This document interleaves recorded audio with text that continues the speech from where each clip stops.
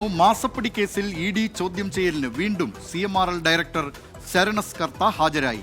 കൊച്ചിയിലെ ഇ.ഡി. ഓഫീസിലാണ് ചോദ്യം ചെയ്യൽ. വിവരങ്ങളുമായി കൊച്ചിയിൽ നിന്ന് വിഷ്ണു സുരേഷ് ചേരുന്നു. വിഷ്ണു സുരേഷ്, എന്തൊക്കെയാണ് ഈ വാർത്തയുടെ വിശദാംശങ്ങൾ?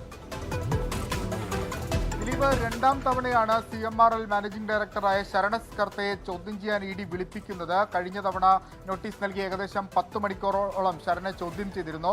പ്രധാനമായും വീണയെ ചോദ്യം ചെയ്യുന്നതിന് മുന്നോടിയായാണ് വീണ്ടും ശരണെ ചോദ്യം ചെയ്യുന്നത് എന്നാണ് നമുക്ക് മനസ്സിലാകുന്നത്. അതിൽ പ്രധാനമായും പരിശോധിക്കുന്ന ഫാക്ടറുകൾ ഏത് പശ്ചാത്തലത്തിലാണ് CMRL എക്സാലോജിക്കിന് ഒരു കരാർ നൽകിയതെന്നാണ്.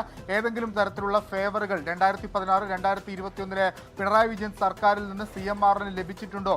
അത്തരം വിശദാംശങ്ങളൊക്കെ തേടുന്നതിന് വേണ്ടിയിട്ടാണ് നിലവിൽ ഇ.ഡി. ശരണെ വിളിച്ചു വരുത്തിയിരിക്കുന്നത്. ഇ.ഡിയുടെ അന്വേഷണം നിലവിൽ CMRL-ഉം എക്സാലോജിക്കും തമ്മിലുള്ള കരാറിലേക്ക് മാത്രമല്ല, CMRL-ന് 2016-2021 കാലയളവിലെ സർക്കാരിൽ നിന്ന് ലഭിച്ചിട്ടുള്ള ആനുകൂല്യങ്ങളുമായി ബന്ധപ്പെട്ടുള്ള അന്വേഷണത്തിലേക്കും കടന്നിട്ടുണ്ട്. ആ ഒരു പശ്ചാത്തലത്തിലാണ് വിളിച്ചു വരുത്തിയിട്ടുള്ളത്.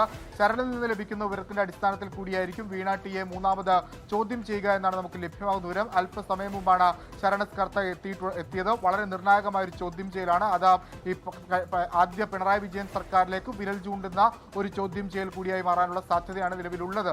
ദിലീപ്,